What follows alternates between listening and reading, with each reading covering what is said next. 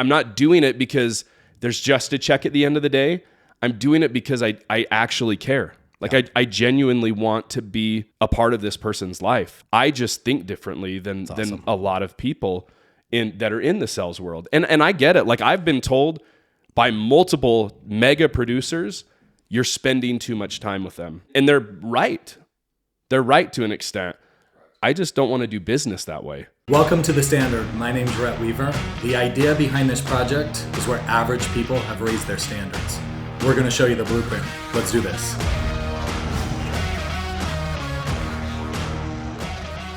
Welcome to another episode of The Standard. I'm your host, Rhett Weaver. We've got one of my good friends, long time, been in the real estate game for a long time working together. Rodger Jessop, how you doing, dude? Doing good, man. I'm happy to be here. This is great. Yeah. I know. We were just talking about some crazy stuff before. I say we chat about it for a minute because I think this is interesting. I think social media might get a kick out of it. Let's do it. But we were talking about getting your identity stolen. Yeah. Last night, one of the greatest scams ever happened to me. Apple ID's gone. Can't log into my computers, iPads, everything. And when you told me that, I was like, oh, well, that's not a big deal, But then my mind starts racing on, oh my gosh, how many things are tied to that? So much. I think the worst part, which what you told me, was your notes. My notes. The stuff, the secret stuff I have in my notes. Yeah. Like you said, kids stuff. Yeah. Everything. Yeah, that's you know bad. What I'm saying? That's bad. For those of you, I'm not an idiot. I didn't get a text. I didn't get into some email. It was a legit push notification. Yeah. Legit push notification to reset my Apple ID right on my phone. Like a normal, I declined it again, did it, got a phone call from Apple. Yeah. Said Apple Incorporated on it. They pushed a 6-digit code to my phone. I don't erase any text messages ever. And so every 6-digit code from Apple that has ever came to my phone was in there. Gave him it, talked to me for a minute, disappeared, gone. Bro, I'm telling you, you need to do a PSA on it because they're getting so good. Whether it be in wire fraud with our industry. Correct. Or I was telling you before, I got a call from a Davis County sheriff saying that my wife missed jury duty, which, you get summoned for jury duty all the time and you have Correct. to go. Correct. You have to show up. And everything was legit. And I even checked the background on the sheriff and it sounded just like him when he left me a voicemail.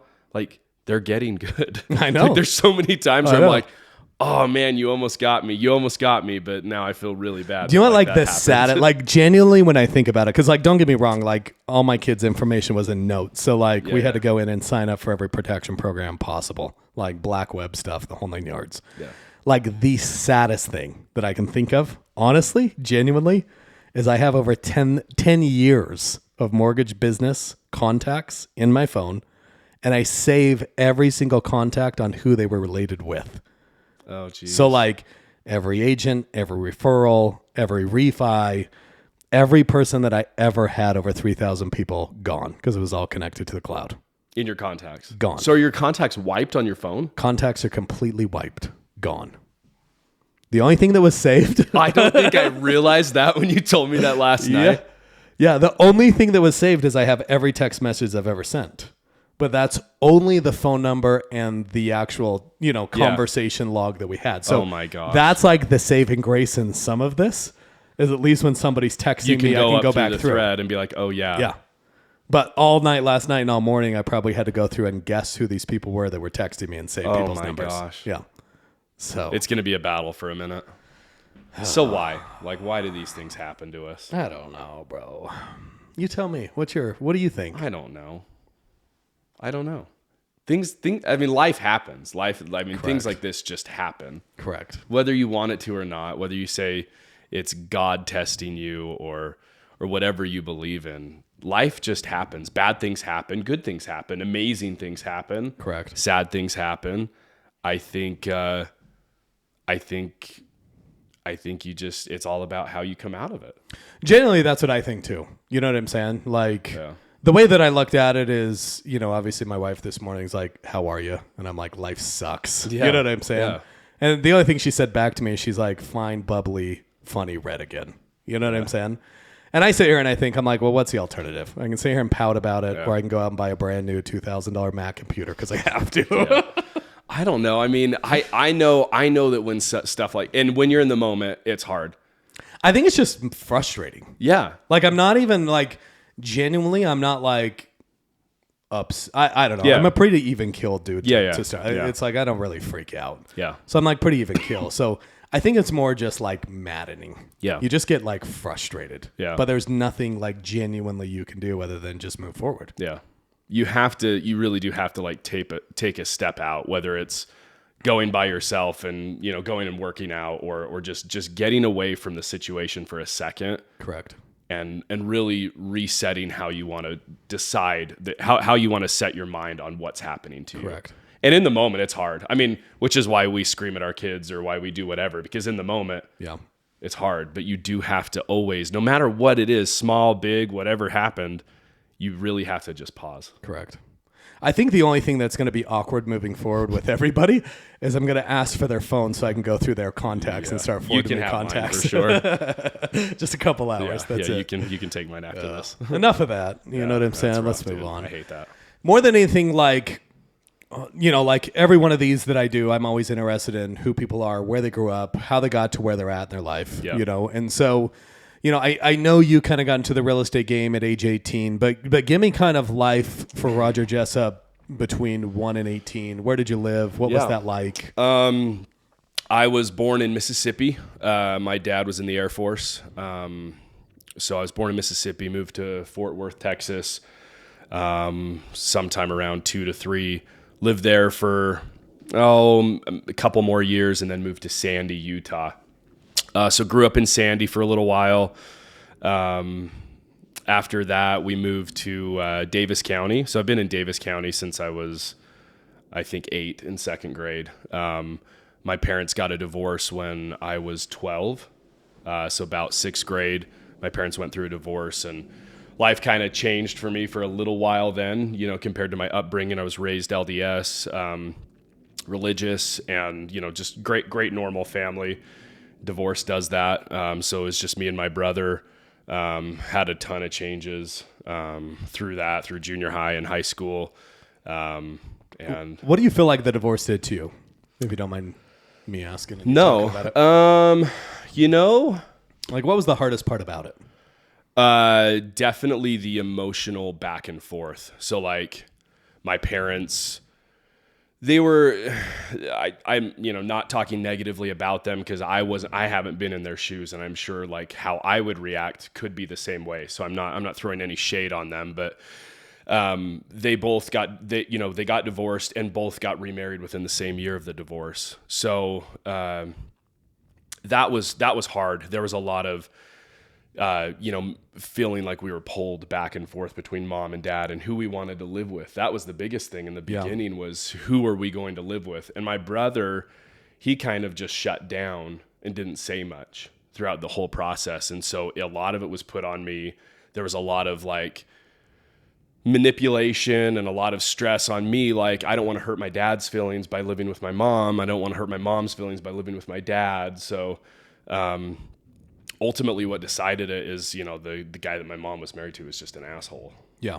So we just weren't going to live with her. Yeah. So we ended up living with my dad who, lived in Kaysville, Fruit Heights. That's where I went to high school at Davis High. And, ultimately I think what the divorce did to me was, it changed me for sure. I think it taught me a lot about how to be versatile with people. I learned at a pretty young age how to test the room and how to know when somebody's upset, when somebody's happy, when something's wrong. Yeah. Because there was a couple of times where there was some abuse where I had to test the room. A kid that goes through abuse or something like that has to test the room, has to understand, okay, if my dad's angry or, whatever it might be, if I keep doing this, I'm going to get smacked, Yeah. So I think at a young age, I'm very thankful for all the things that happened to me. Yeah. That weren't great things. So you feel like you're probably a little bit more self-aware on, who people are, trying to read what their mannerisms are and their intent of, maybe what they want out of you. Yeah. And I would say the biggest takeaway from the divorce and just how my whole world changed was I just became a little bit more insightful on knowing the room, being able to meet you and have a great relationship and understand who you are and truly care about you and develop a deep relationship. I would say stems back to the divorce and kind of like how I just survived for a little while. Yeah. Yeah. That's crazy. Like at this age now, looking back on it, like what's your advice for, I guess, younger people or people that are going through it? Like, you got any advice for them? Yeah. Find the good. Find the good in every bad situation. There was a lot of, things that weren't great in my childhood. Yeah. I mean, some really, really tough things that I had to go through at a young age that I look back and I am super thankful for. Find the good. And definitely, depending on the age of somebody going through a divorce as a kid, don't fault your parents too much. They're struggling and they're going through this, this problem in their relationship. That, me and a couple of my friends have this saying where it's like, it's an interesting moment in a child's life when they realize your parents are just people. Yeah. They're just people, because we idolize our parents. It's very true. At a very young age, they are superheroes. Correct. And I want my kids to always think I'm a superhero. Like that breaks my heart that like I say that about my parents, but they're trying to figure it out too, right? Correct. So I think give everybody a break. Like we're all struggling here. There's obviously bad people and there's bad intentions, but we're all trying to find our path. And I think the hard part too is like they're probably not going to express what's actually going on. No. They're not going to tell you the dark problems. I mean, nobody ever like goes around telling them their problems. I still don't know. Yeah. That's what I still don't know why my parents got divorced. Yeah. I still don't. Yeah. And we're not like close enough emotionally where we've had those conversations. Yeah. I'm 35. Yeah. My parents are 60. I still don't know why they got divorced. Yeah. And nor does it really matter at this point. No. You know what I'm saying? Yeah. And I think that's the hard part is I think people get fixated or kind of stuck on those subjects. And it's like, at the end of the day, kind of like what we were saying earlier about this whole identity theft. It's like, honestly, what's the alternative? Yeah. It's like you can either sit there and ponder and mope on it, or you just got to move forward and kind of find the good out of everything. Yeah. So talk to me. I mean, obviously growing up in Davis County, I knew you a little bit in high school, not a whole lot. Yeah. So I mean, I understood the way you dressed, that beautiful white hair. Yeah. Some nice earrings all over the place. Yeah. Like what point do you kind of feel like you changed a little bit from like identity wise? You know what I'm saying? Yeah. So I mean, when I turned 12 and my parents got divorced, I went through definitely like an identity crisis, so to speak, and like just rebellious, trying to get my parents to notice me because they were too busy worried about their relationships and such. Yep. Is how we felt. So I turned into this person that I wasn't. And then when I turned 16, somewhere in there, I met who is my wife now. Yeah. We were boyfriend and girlfriend since we were 16. We've now been married. We're 35. We've been married. We got married at age 20. So almost 15 years we've been married. In February, it'll be 15 years. High school sweethearts. But, when I met her, she kind of was what brought me back to, okay, this is who Rodger is. Just kind of made me change a little bit better for the good. She's definitely been my rock. As far as that goes. And what was it like meeting her in high school? Like Courtney, like what was her life like versus how your life was? Actually, we kind of parallel really, really similar. Her parents got divorced at age 12 as well. She was just never, crazy, piercing their whole body and, going through all this crazy stuff. I was drinking and smoking at a young age of 12, all the way until, I was 16, 17, and then I stopped for a little bit, meeting my wife and all that. So, I mean, but yeah, we had a lot of similarities. We grew up in the same neighborhood and, she came from, all girl family. It was just me and my brother originally. And then we had stepsisters. So yeah, very similar. Very similar. That's awesome. Yeah. At what age did you decide you wanted to be a real estate agent? And why did you even get into it? Yeah. So, when I was 17, my dad had gotten his real estate license. So he was a real estate agent, I think for maybe 2 or 3 years before I was. Yeah. So he had just gotten into it. He had always been in sales and, finally decided when he married, Holly, who's my stepmom, that they were going to start trying their hand at real estate. When I was 17, getting out of high school, I was like, oh, what do I want to do? Do I want to go to college? It's not really what I wanted to do. I kind of wanted to be, a little bit more like entrepreneur, wanted to kind of, just do my own thing and find my own way. And, we were talking several times about it, and he was very successful when he started in real estate. He got Rookie of the Year award. He had a mentor, he had a coach when he got into real estate. And he just said, you really should try this. So I started when I was 17 going to his mentor programs, which was Mike Ferry at the time, at age 17. In fact, I remember I got, he was able to get an exception because you have to be 18 to go to the events, and he was able to bring me as a son. Yeah. So you can't even have your real estate license until you're 18. I did all my schooling while I was 17 and then took my real estate course test a few days after my 18th birthday. Yeah. So I've had my license since then, and that was why I decided to get into it. Yeah. Now, stay in it, that's a totally different story. Because I got my license in 2005. The market was hot. Correct. And then we had the great, recession that we had, Yep. Of house market crash and all that, which was crazy. Yeah. Yeah. No, that's awesome. Why did you kind of feel like that was maybe like the only path for you? Like, was college ever even like, I want to do it? Yeah. I mean, at some point I was gonna, I think we all had dreams as young boys to go play sports and, go play for a good college. And at some point I was going to go to Stanford. My aunt was Stanford alumni and, was thinking that was going to be my path. And, I think in high school, I decided that I needed to be in the people business. Yeah. Whether that was, real estate sales or anything else where you're building relationships and that's how you get paid is by building relationships. I just felt like that was the right path for me. Yeah. And that was where I was going to excel. Yeah.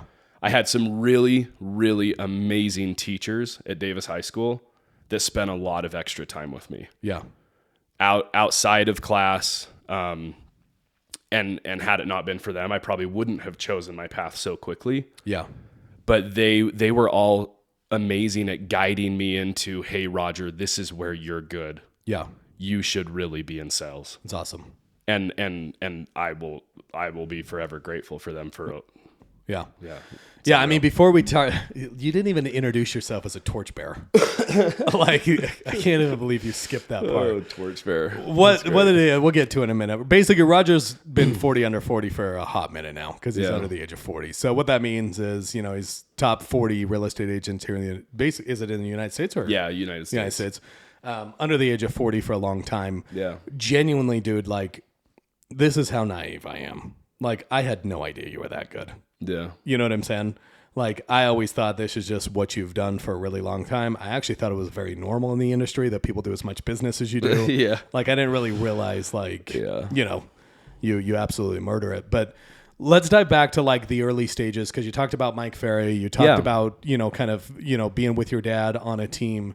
Like, what would anybody that's, like, trying to get into the real estate world, because it seems like everybody has a license nowadays. Yeah, You know what I'm saying? Now. No, it's just too easy. Yeah. And it's not that, like, we shun part-time people or whatever that looks like. I think it's great, little income here and there. But what's your advice to people that genuinely want to do this full-time and they're just getting started? And like, what would be, looking back on all the years and watching people fail, like probably what's your biggest takeaway and biggest piece of advice that you'd give to them? Yeah, that's a great question. I think there's several ways to do real estate. Several ways. You can be a machine who calls and prospects every day and has a set schedule, and it's a numbers game. Yeah. I know a lot of agents, good friends of mine that do that, and that's what actually Mike Ferry teaches.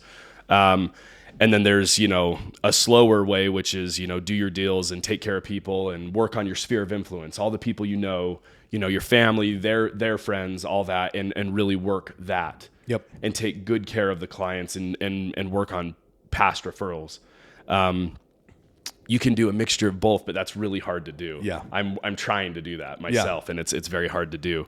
But I would say really the best thing and what would put you on a fast track if you just got your license is find a mentor, find somebody who is already doing what it is that you want to do. Join a team. I don't know that I'd say go work with a builder and sit there, because a builder would train you to just sit. Yeah. And open the door and wait for stuff to come to you. But I would say go find a mentor like me or somebody who is doing that, who has a team where you can learn. There you go. The biggest thing for me is when I started, I started working with my dad, so Scott Jessop, and Ryan Ivey, who's another good agent in the business, and Gerald Ivey, who's Ryan Ivey's brother. And I did that for a long time. I mean, I was doing a ton of business with their team for a long time, and I was making, I think, 50% of each transaction commission.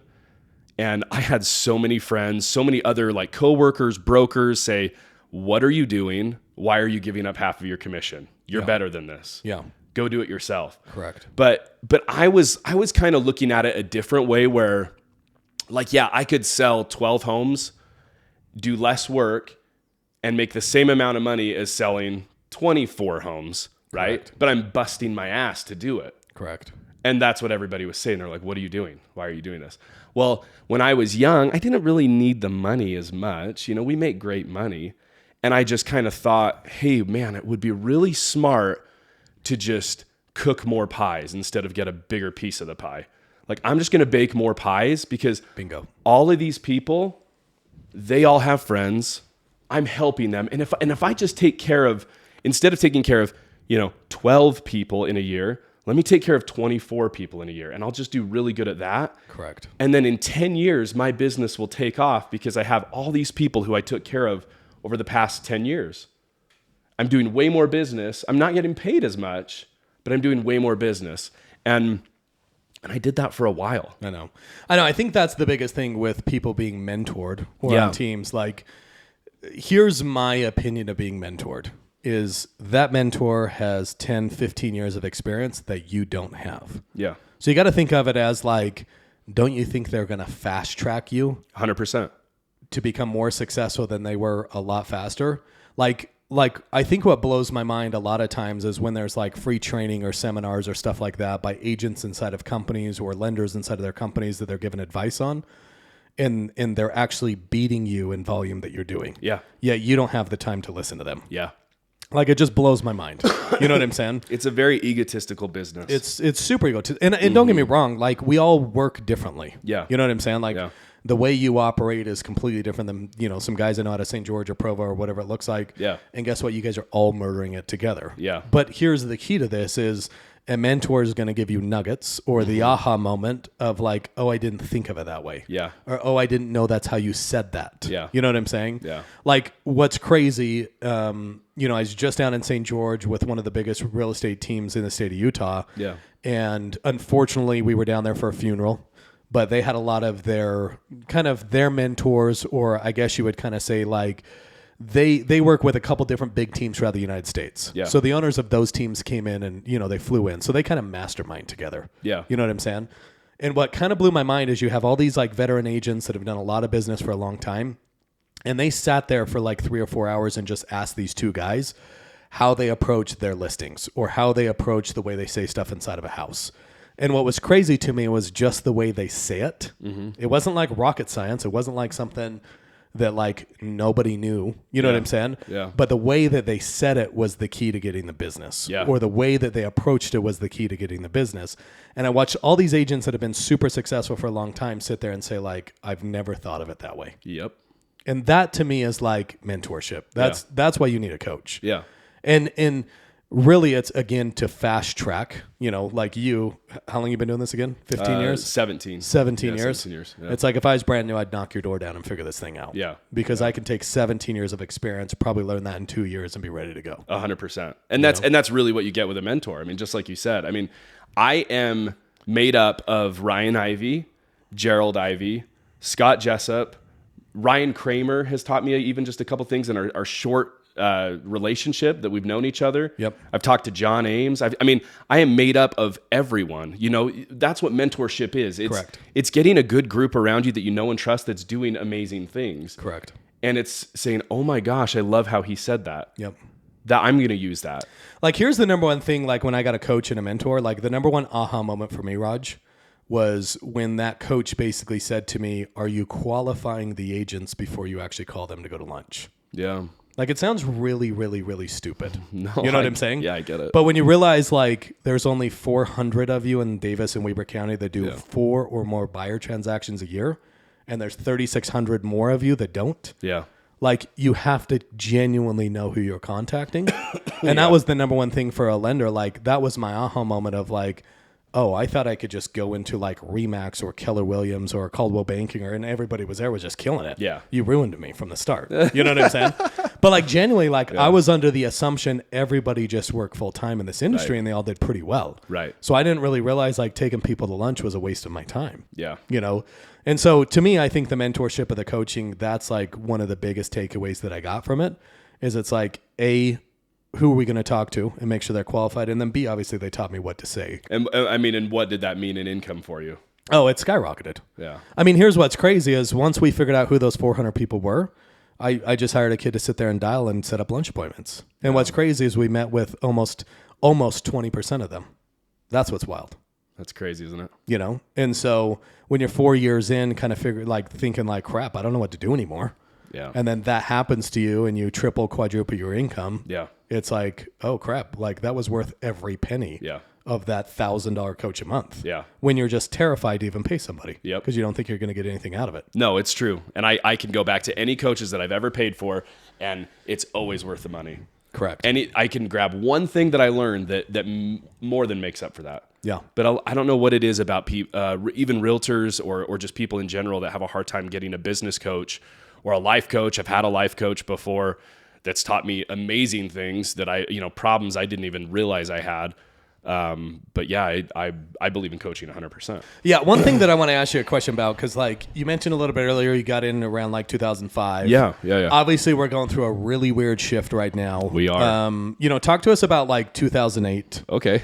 Coming like what 2008 was like for shivers. you, and what the difference is, I guess, in this current market versus 2008. Because I think there's a lot of people out there that are like genuinely it's the scared same. right now. The bubble's bursting. I love. That's my favorite one. Is I hear even young people who aren't even in the real estate market. They don't own any real estate. And they're like, the bubble's bursting. Yeah. I'm like, what does that even mean, right?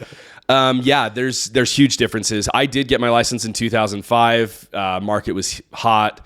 And then, obviously we have a lot of things that happened in 2008 to cause a real estate crash. Yep. Mainly it was lending and it was the loans that were coming out. Good thing I wasn't in it yet. They were unreal. It was crazy. I am a consumer of one of those crazy loans. So we had, all this, stated income, stated asset loans, which some of those started to come back a little bit, but literally I was a 19-year-old, almost 20-year-old real estate agent who had been in the industry for 2 years. And I could go to a lender and say, I make $100,000 a year and not prove anything. Wow. And they'd be like, oh, cool, we believe you. Like, here's your loan, right? And I would get and I bought a $180,000 home in Kaysville. My interest rate was 6.75 and a 9% interest only second for the down payment. So I didn't put any money down. Okay. And what was happening is, there were people like me who got loans and they didn't make $100,000 a year, right? And they couldn't pay their mortgage. And so then they would just walk away. or they'd have to short sell their house because, a lot of people were walking away from their homes, and all of a sudden that $180,000 home just wasn't worth it because they could buy the Johnson's home across the street who was in foreclosure for $145,000 and it had granite countertops and mine didn't. Yeah. That was what was happening. It was just this crazy domino effect of problems, right? Yep. So that happened, and it was really hard to sell houses.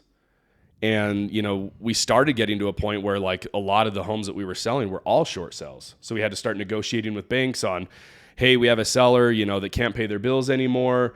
The home's not worth what they owe on it. So they owe $350,000 and the market's saying it'll only sell for $300,000. So they're shorting that $50,000. And we had to negotiate with the bank and get a buyer and go through the whole thing. And I hated it. Yeah. Because one, we weren't doing that much business. Yep. But when we were, the sellers were coming to the closing table crying. Yeah. They were losing their home, or they were selling their home and had to come to the closing table with money in order to sell their house. Wild. It was nuts. And it was a hard thing to deal with at such a young age, which I look back and I'm super thankful for because it taught me how to really work. It wasn't easy. It was hard. I remember myself at 20 with a new home, a new wife, and not knowing where my mortgage payment was coming from. Yeah. Because I hadn't sold a house in a while. Yeah. I remember it very, very much so. Laying in bed, talking with my wife, dealing with money issues. We had recession and all this other stuff, and just saying, okay, if I don't make something positive happen in real estate this week, I'm getting out of it and I'm going to go do something else. Yeah. And I get the chills still talking about this because I just remember how hard it was. Yeah. And I remember no matter like all the negativity that was in my mind, which was, oh, I'll call a for sale by owner, but why would I call them? Because they're not going to want to sell, and they can't pay for their house, and it'll be a short sell, and that'll take 6 months. We all do that. We all have that voice inside our head anytime there's negativity that beats us up. We all have it. Correct. And the people that are successful and the people that are happy know how to train that voice. Yep. And I remember going through that week of I have to have something positive happen, and I just drowned that voice out. Anytime I had that voice say something negative or something, with a scarcity type mindset instead of abundance, I drowned it. I would get down on the ground and do push-ups, or I would listen to music, or I would do something just to get it out of my head. Yeah. And I think I took like 3 or 4 listings that week, and I got a new buyer. Like I murdered it that week. That's awesome. Because it was like fight or I'm dead. I'm done. I'm never going to do this again, which would be shameful. It would be. I was literally fighting for my real estate life at that week. And ever since then, I've never looked back. It's awesome. It's unreal. So what do you feel like the difference in this market is? This market's definitely different. We don't have those loan programs. And I think that's the biggest thing for everybody out there, right? There's so much stuff going around on the news right now. Yeah, but tons of noise. What people need to understand is this is a supply and demand shortage this time. Yes. Last time we had way too many homes for the demand. The supply was outrageous. Yeah. Right? Which is good. And, we've always said this as real estate agents in Utah, is we're kind of in a bubble here in Utah where like we're a little bit more protected than other states that, go through these crazy swings. Utah stays a little bit more level. Even in the great real estate crash, we didn't go down as much as other states did as far as home equity and values. But what's different is, yes, we still have a great demand. We still have a lot of people coming to Utah. Yep. The reason there's a slow in the market, which it's not that slow. No, it's not. It just feels really slow compared to all the crazy shit we went through for the last 2 years, right? It was nuts. Yeah. We didn't even like it as real estate agents. At least I didn't. Correct. It was crazy. Correct. Having a buyer who really wanted to buy a house and competing with 10 other people that wanted that house, it's awful. I know. A lot of letdown calls to my clients. Yeah. What are you telling your clients right now? What, like, genuinely in your gut, how long do you think this is a buyer's market for? Here's what I see happening. And again, this is crystal ball. Yep. I don't profess anything, I don't claim to know the future. But what I see happening right now is actually a little bit of an opportunity. I think it's a great opportunity for buyers. Interest rates are high. If you can't afford the house payment, don't buy the house. Yep. For sure. If you can, even if you stretch just a little bit, there are some deals to be had right now in this market. There are a lot of people hitting the panic button. And when you say deals, what do you mean by that? Expound. I mean, being a buyer, either whether you're buying your very first home or you're selling your, smaller home and purchasing maybe a larger home, and you can still afford the payment with a higher interest rate. There are some price reductions that are happening that are absolutely crazy right now. Yeah. And it's just because of the interest rates. It's because buyers can't afford it. Some buyers can't afford it. Yeah. Right? The buyer that can afford it, but it's like, oh man, this sucks. It was 3%, but they can afford it, needs to buy the house. Correct. Because when rates come down, which they will, when rates come down, prices are going to go back up. Bingo. That's exactly what's going to happen. So wouldn't it make sense to get a $400,000 house for $350,000 right now, even though the payment's a little higher because of interest rates? And then let's say it's in a year, 2 years, whatever it might be, rates come back down. That $400,000 house that you bought for $350,000 because of high interest rates is now worth $420,000. Wild. The money that you make. But I think there's two things to talk about here, right? I said this to the client the other day and correct me if you feel like I'm completely wrong here, but a year ago, it was bonkers. People were putting in offers that were 5 or 10% higher than the actual listing price on the property. Yep. Right. So I don't care what your interest rate is. When you're buying a $500,000 house and you're getting it for $550,000, even when your interest rate is at 3% or 4%, that same $500,000 home right now is going for what? 5% less plus closing costs. Yeah. So let's assume with the closing costs, you get down around 6 or high 5s. You know what I'm saying? Yeah. But that's over like almost a $70,000 swing in a principal reduction. Yeah. From $550 down to $475 or whatever that looks like, $460. You know what I'm saying? Plus closing costs. It's like, I am just under the belief that like, okay, cool. That payment might be $100, $150 more per month. Yeah. But you just hit it on the head. Here in 2 years, when rates come down, that equity goes up. Yeah. So if I was to come to you, Raj, and say, hey, for $150, you give me $150 a month right now, and I'll give you $70,000 in 24 months. Yeah. Would you say no? Not a chance. But that's what's funny to me, right? Like everybody lives in such a short-term time, like short-minded mindset. It's like, when's the last time this market happened? Yeah. 8 years ago, 7-8 years ago. You know what I'm saying? And that's exactly why, is because there's not many people that see the forest through the trees when buying real estate. And you have to. You have to plan ahead. They see my payment's $2,500 a day or a month, and that's what I can afford. And if they would just maybe jump up to $2,800 a month, look at what it's going to make them down the road. Yeah. That's the problem. Yeah, there was like 2 huge announcements, and I forgot one of the companies, but like JP Morgan just announced they're going to go buy a billion with a B, not an M. $1 billion. Yeah, $1 billion. I saw that. Dollars worth of real estate. Yeah. So what's funny to me is it's like, so if these huge investment firms are ready to go buy real estate now, like clearly they probably ran the data and understand what's going to happen here in the near future. Yeah. Which means they're going to turn that billion into possibly $2, $3, $4 billion.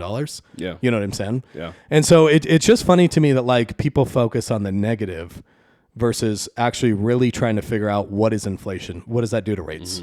What's going on in the job market? Why are people losing their jobs? Why are people laying people off? What happens in those type of economies when that happens? And we all know like rates only come down. That was the whole point of raising them. Yeah. Was to slow stuff. The reason is we all love headlines. That's all we do. We all do it. We scroll through social media. We look at a headline. Oh my gosh. Can you believe that? But you don't have any data to back it up. Correct. You look at the data and that headline isn't really accurate. Correct. But we have so much quick information through social media and all that we just get drowned by the noise. Yeah. Before we pivot into you building a home and we got to get to gambling. We have to. Yeah. Like, what do you feel like, again, for those people that are looking into becoming a real estate agent, or those that are in real estate and they're struggling a little bit, you know, and they're thinking about getting out? Like, for you and Courtney and the kids, like, what's your one takeaway from being an agent that, like, from a lifestyle work-life balance. Like, what's the number one thing you've loved about real estate? Great question. It changes so much. I mean, truly, I love helping people. But you can't truly help people until you're in a good position yourself. So what I truly love about this business is it's gotten me financially to a point where I can help people even more than I could 5 years ago or 10 years ago. And I'm not just saying to be able to give money away, but I'm saying my time. Being financially stable or having some of these, opportunities I have from working in real estate, like buying investments, having rental properties, time is money, money is time. It allows me to serve other people. This business has created such an opportunity for me in many ways. Yeah. Time to be with my family. I get to be the driver of the ship, right? So if I want to go on vacation with my family, I can choose to do so and make it work through, my clients and set the time for myself. I laugh when agents, I always, anytime like I talk to new agents a lot and give them advice. It's always the same thing. New agents always say, "Oh, I want to work for myself because I'll have lots of time to myself." And I'm like, "No, you won't. If you're good, you won't because you become obsessed." Correct. With this business, and that's one thing I love about it is I'm obsessed with it. Yeah. And I'm obsessed with beating myself every year. Yep. I don't really have like a goal in mind of like what I want to make or how many units I want to sell. I just want to beat myself. Yeah. I am motivated by doing better than what I did last year. I mean, I'm always trying to figure out how I can better myself and my position and not have a limit on who I am. Yeah. And that's what drives me. It's awesome. I know we were going to touch on like becoming a torchbearer. Like we always laugh because that's what we call Rodger, torchbearer. Yeah. And the only joke why is because Remax sent you an actual fire pit and called it a torchbearer. Yeah, as a gift. As a gift. Kind of funny. But, I go around talking to a lot of people, obviously in my position, I think I know pretty much every real estate agent at Remax now, all 225, almost 30 of them, which has been super cool for me. Yeah. What's also been amazing for me traveling the state with this whole loan thing is I've pretty much watched everybody operate. I know how they work. I know where they lead gen. I know, kind of where they get their income from. Yeah. Whether it's buying leads, they just sit there and cold call, whatever they do. I would say you're the only one that does what you do. Yeah. And people are blown away that that's how you operate. Like expound. I mean, obviously I can go into some detail on it. We had like Ryan Kramer on the podcast, the number one agent in the state of Utah. Yeah. And that guy's Ryan's just a different engine, right? He's like unreal. The He's number one unreal. thing is obviously not married, only got one kid. It allows him to work an absurd amount of hours. And the dude just sits there and dials the phone, right? Like that's his concept of it. Yeah. When I go around telling people that you'll do over 100 homes this year, not making one phone call, people are blown away. Yeah. Right. Yeah. And they always ask the question, why or how, Yeah. They're like, how can he do this without making a phone call or why would he do it that way? Yeah. You know what I'm saying? Like I was just with the number one team in the state down in St. George this week and a kid walked over and asked me like, what's the number one thing or what's the number one piece of advice that I would give him? Mm-hmm. And I just said, you're too transactional. All you care about is the next lead that comes through on Zillow. Yeah. You actually genuinely don't take care of the people. And it's not that he doesn't take care of them. Yeah. Like he gets them to the finish line but you genuinely do it different than everybody else. Yeah. Right.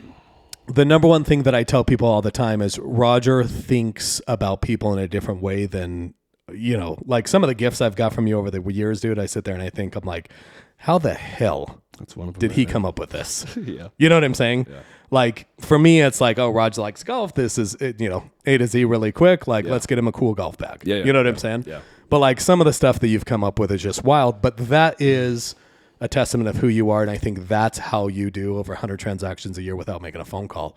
So expound on like, you chatted about it just a little bit, but like, why do you operate like that? Loaded question. That's a great question. I mean, I definitely, there's two parts to it. Why do I do it? Because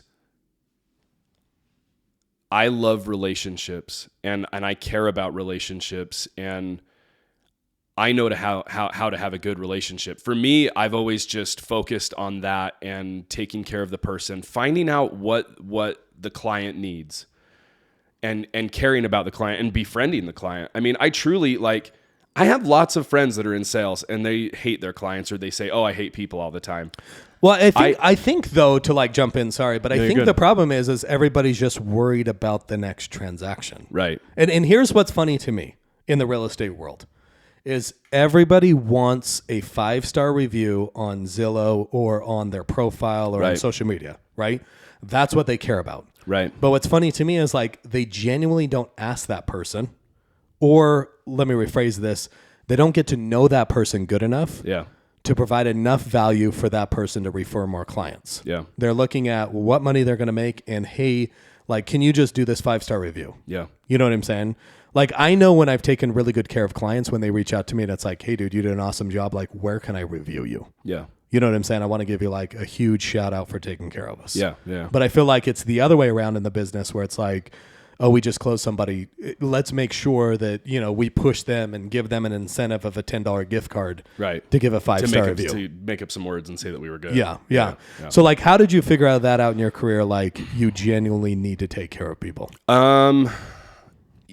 I mean, I would say it's a craft that's been perfected over time. I mean, I can know that because clients that call me from 12 years ago, that I've sold a house to and haven't stayed in touch with very well. That's the other thing that I could do better is I don't call my past clients as much as I should.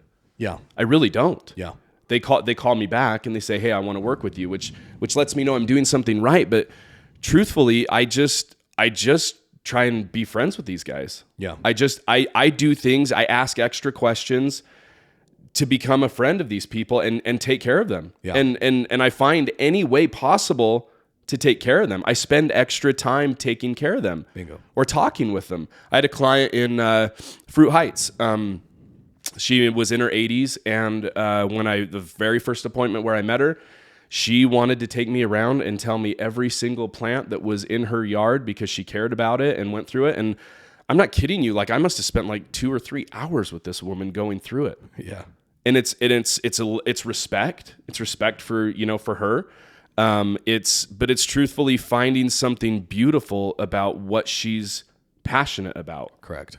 I'm not doing it because there's just a check at the end of the day. I'm doing it because I actually care. I genuinely want to be a part of this person's life. Yeah. For a long time. Yeah. I just think differently than a lot of people that are in the sales world. And I get it. I've been told by multiple mega producers, you're spending too much time with them. You're doing these things too much. Go move on to the next one. And they're right. They're right to an extent. Correct. I just don't want to do business that way. Correct. I don't know what it is about me, but I just care about the people. Don't you feel we're kind of transitioning into a brand building? Yeah. Rodger Jessop has to be his own brand. Yeah. You know what I'm saying? It's to me, and I think we've kind of seen this with some older agents. It's just pounding the phones isn't the way to go. You know what I'm saying? And then not having any customer service and not taking care of your clients and sticking a sign in the yard and move on to the next one. No, we're in a dying industry that's customer service based. Correct. So it's really hard when you have companies like Open Door, Homey, all these other low charging but not much customer service, not much personal touch. The value. Why would you not give the personal touch? We're in this dying industry where personal touch is all we have. Yeah. So why not give it? Correct. You can't be a numbers guy and just move on to the next one. Yep. All that's doing is killing the industry. Yeah, wild. You have to focus on it and you have to take care of the people. Otherwise, why are you there? Bingo. What do they need you for? Yeah. And I think this is going to turn into a value-added game. Yeah. I sit here and we all watch TV shows. We all watch those $1 million listing shows. And, Yeah. And what's funny to me is when you look at those agents go to work on $1 million property, they put a lot of time and effort in like how they're going to contact their sphere to let them know that the house Yeah. is going to be sold, what the pictures look like, what the open house is going to look like, Yeah. how much money. And to me, that's what I feel like this business is going to turn into is you're either going to go to the cheap, Yeah. just stick a sign in my yard and that's what it is, or B, Rodger's going to have to go into his sphere and like communicate to them that, hey, you got a $2 million listing or a $3 million listing in Bountiful. Right. And let everybody know and how fast can you sell the house versus Exactly. letting it just sit. Because homes are sitting right now. Yeah. And people are getting very, very, like, I just had a client that wanted to buy a brand new house. They couldn't get their house sold. They were Yeah. furious Yeah. with their real estate agent. Yeah. And it sat there for 3 months. Yep. But I can guarantee you that agent did nothing Yeah. other than price reduce. You know how like we all have a friend that's like, he's always the guy that's like connected, right? Oh, I have a guy for that. Yep. That is also super important when you're a real estate agent. Bingo. It's a waste of time to some people, but to other people who understand relationships and the value of being the guy that has a guy for everything, they come to you because they trust you. They start trusting you. You're connected. It's the same as being a real estate agent to sell his houses. You have the connections. Yep. And if I can call 20 of my favorite real estate agents when I have a listing and say, guys, I have this hot property, or I can go to any of my contractors, or I can go to all my people that I know, more connections that you have, the better the agent that you are. Correct. So spend time on those connections. Make friends with roofers, make friends with whoever it may be. You have to have the connections because that's what this industry is about. But here's what's crazy is when you make those connections, the odds are you get to help them out too. Yep, exactly. And people just don't think that way. No. Let's kind of pivot into, let's be a little quick on this one, but I want to, you're building obviously a hell of a home right now, right? It's beautiful. It's your second home that you guys have had the opportunity to build. Yeah. Like, walk me through the joy of building a home and I think the stress of building a home. Oh, man. We are building a home at the worst and best time. And I always say that because it is the worst time, but I'm finding the good in it, right? We have dealt with so many supply issues. I just heard that there's a shortage on toilets right now. Good thing you got your. Good thing I got mine. Like they're not in, but I ordered them 6 months ago, right? We have dealt with all of that. When we started, from starting our foundation, we sat at footings to foundation. Footings to foundation should be a matter of weeks, like it lined up, boom, boom, boom. We sat for 4 months. Nobody would pour our foundation. Yeah. Wood, we were in the middle of wood going up and then coming down. We timed it pretty good, but now the lumber market has crashed and, we could obviously get wood for much cheaper now. So, we definitely, we struck gold on a couple of things. Other things obviously could have been better. Our interest rate's awesome because we did a one-time lock. Thank you. That was this guy's idea. Anytime, bro. One-time construction lock back in July of last year was incredible. Even though it meant him not getting the business, he was really good about that. So, but that's the thing, right? I guess genuinely what I don't understand with, and here we go again with the transactional stuff. Yeah. Like, why wouldn't I give you? And I guess I understand what a one-time close is. Yeah. Because like if rates go up, guess what? You got the best interest rate. If rates stayed low, guess what? I could still do your long-term loan. Exactly. 100%. So the way I looked at you is it's like it's an insurance policy. Mm-hmm. So that sucks. I get to miss out on this one, but odds are you got to refi that puppy. It's on a 7-year arm. Yeah. You know what I'm coming saying? Back. Exactly. No. So I think that's just, something huge for a lot of people is it's like you've got to think of potentially, if you're going to be selfish, how you help them out in the short term to gain their business in the long term. Yeah.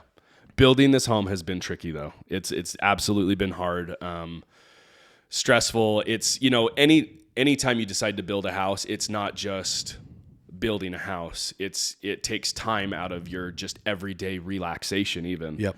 Because instead of, sitting at home and watching The Bachelor with my wife, and just vegging and letting the world go away, I'm looking for door handles online, right? Like it's just a huge commitment. Luckily, we are like at the finish line. We are getting close. We're probably 4 to 6 weeks from being able to move in, which is crazy because it just feels like it's been forever. We bought our lot back in March of 2020 and have been planning it and started building July of 2021. So it's been crazy. And I think what's been fun, for those people that don't follow you, what's been fun is like you've been posting different things, little snippets. Like I thought one of the coolest things inside your house when me and my wife walked through it just this last week was that wallpaper that you got from your grandma's place out in Newport. Right? Yeah. Like some old school wallpaper that, she sold the house. Yeah. You were able to, what did you do? Take a picture of it and send it to somebody? Yeah. My grandma passed away. We grew up, my grandma always lived in this house in Long Beach, right on the peninsula, right on the beach. Tons of amazing memories there from little kids. I mean, literally when I was a baby, she had that home. And this one bathroom where we always showered from, the sand from the beach had this just funky wallpaper with just these like little cartoon characters on it. And it was just so special and just carries so many memories. And we went to say goodbye to the house. My grandma had passed away and we had a little memorial out on the boardwalk, which was super special. Yep. It was an amazing time.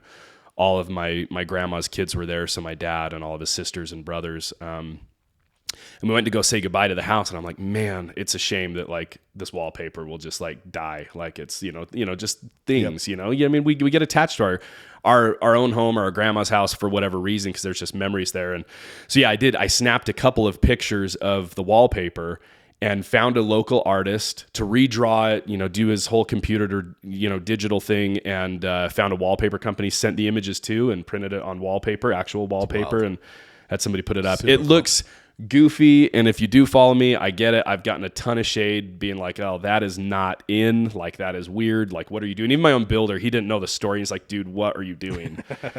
But like the best advice, and I put this on there, my best advice when you're building is don't forget to do things that like make you happy. This is your home. Correct. Like you want to do all the things that are in. You want to do like, the riffs on white oak cabinets and like all the things that are in right now. Yeah. But you still have to do a few things that make you happy, even if they don't. Here's the other thing. It's wallpaper, bro. You can take it out anytime. Exactly, right? Yeah.